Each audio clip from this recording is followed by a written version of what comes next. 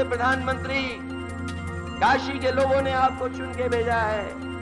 आप गंगा मैया की कसम खाओ कि समाजवादी लोग काशी को 24 घंटे बिजली दे रहे हैं कि नहीं दे रहे हैं। Is Varanasi actually getting electricity round the clock, or is it yet another false assurance being given by the state government of Uttar Pradesh? हर घर में कितनों घरों में इन्वर्टर है और कितनों घरों में जनरेटर है। अगर बिजली 24 घंटे रहती तो हम इन्वर्टर और जनरेटर की व्यवस्था क्यों रखते? हम परेशान हैं। हम 30,000, 35,000, 40,000 रुपये खर्च करते हैं इन्वर्टर के लिए, जनरेटर के लिए। ये दिक्कतें हैं और उसके बावजूद अगर ये कहा जाए कि नहीं 24 घंटे बिजली सप्लाई, वी डोंट एग्री। 5 से 6 घंटे तो समझ लीजिए सामान्य रूप से रोज और सुबह के समय रात में 2 बजे बिजली चली जाती है। पानी हम लोगों को सुबह मिलता है और पावर सप्लाई न होने के कारण जो है किसी को पानी नहीं मिल पाता है। What exactly is the situation in the rural areas of Varanasi? We are in Mavaiya, which is one of the slum clusters of Varanasi, to gauge what really is the situation. पूरा जा रही है, कम से कम सुबह 10 बजे से गई है, 5 बजे आ रही है शाम को। इतना घंटा बिजली कटती है, कभी कभी रात को गायब पूरी हो जाती है। और क्या ये रोज हो रहा है? हाँ, तो रोज ही हो रहा है। कभी 2 घंटा दे रहा है, कभी 3 घंटा नहीं।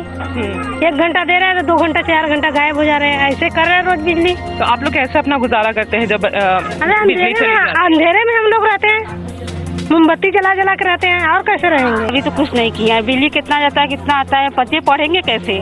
या पानी भी नहीं है, सीवर भी नहीं निकल रहा है। देखिए कैसे बह रहा है, गंदगी बह रहा है। ये सब सफाई किसी की जिम्मेदारी है? सरकार जो अच्छा करेगा वही ना आएगा। जिसका अच्छा रहेगा उसी को वोट दिया जाएगा। फाल्ट पर जब स्टेशन पर लेडूपुर पावर हाउस में फोन किया जाता है तो वहाँ पे पूछते हैं कि आप अपना नाम पता बताएं। नाम पता बताने के बाद कहते हैं कि आपका मीटर कौन सा है, मीटर नंबर बताइए। जब मीटर नंबर बताया जाता है तो उसके ऊपर एक दबाव देते हैं और मीटर नंबर बताने से यहाँ लोग हिचकते हैं। There was an effort that was made by the government of India to reach out to the state government here in Uttar Pradesh to come and join hands with the central government to sign what they call is a power for all document. In fact, till January now, all other states in India have signed this particular document, which really paves way and makes the roadmap for what really should the entire country do and all states should do as far as power supply for across the country is concerned. In fact, there were almost 5 letters written to the state government and 7 notices that were sent, but there were no reply or no participation that came in from the UP government. As per statistics, the kind of electricity that Uttar Pradesh is getting, it is still not up to the mark. The number of hours of electricity that each and every rural and urban area is getting, it is still not up to the mark as compared to the rest of the country.